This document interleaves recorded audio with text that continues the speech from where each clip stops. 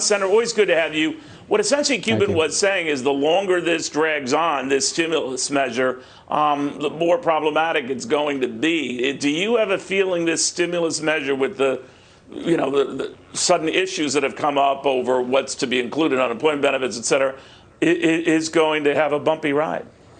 Yeah, look, we've never done this before. I think everybody needs to be a little humble here. We've never put $2 trillion into the economy and so quickly. I know that the part that I've been working on, the small business part, our biggest concern was if you made this complicated, if you told the small business they had to go to some government office and fill out a bunch of forms, they weren't going to do it. And so that's why we used an existing infrastructure. We already have banks that are pre-approved, preferred lenders that work for SBA, and we said let's start with that network of over 800 lenders, including all the big ones, and use that infrastructure, not the same program, but the infrastructure, so you can show up with us as a small business, prove here's my payroll February 15th, and I'm a real business, and you get 250% of your payroll, and if you use it to pay your employees, whether they're people you laid off and bring back or people you keep on, you don't have to pay it back. We want to make that very simple, very quick, and I'm hopeful that needs to move very fast because these people are making decisions every day and they're in desperate straits.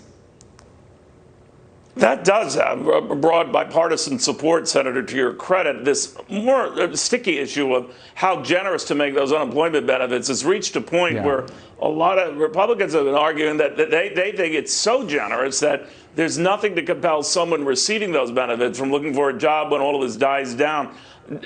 Now, your colleague, Bernie Sanders, has said that if Republicans try to reopen that, he's going to put a hold on this. Where do you think this is going?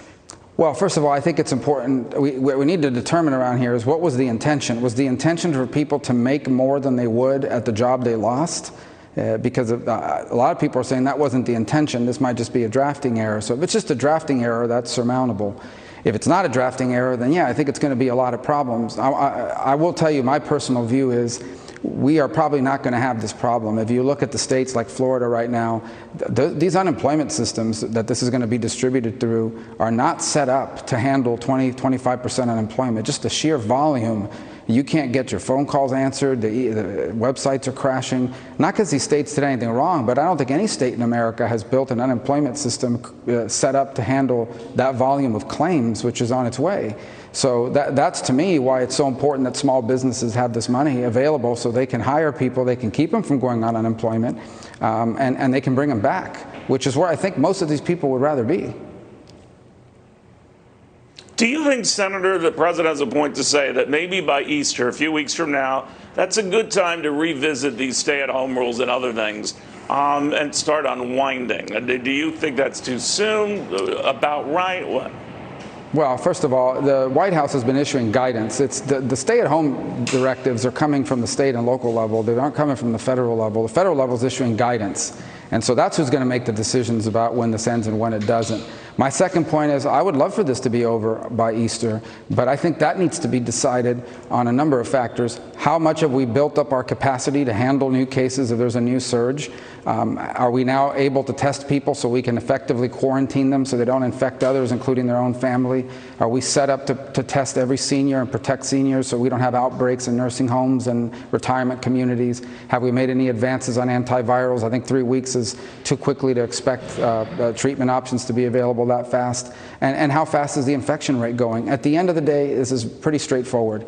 If the infection rate gets too fast, we will have more people showing up at hospitals than we can handle. And that impacts not just the COVID patients, it impacts everybody else. If you show up with a heart attack, with a stroke, or a car accident, they won't be able to take care of you. We need to avoid that sort of regional healthcare collapses that they're on the verge of right now in New York City. So best to wait. Yeah, I think we need to make those decisions on the basis of what the numbers tell us, really. And look, we are truly in uncharted territory. I mean, no one has done this. We don't really know what China did because they're not very transparent. But I don't think we can solely make this decision on the basis of economics, because you can't have a growing economy if you've got a significant percentage of your population dying and your hospitals aren't working. Fair enough. Senator Marco Rubio, thank you for joining us.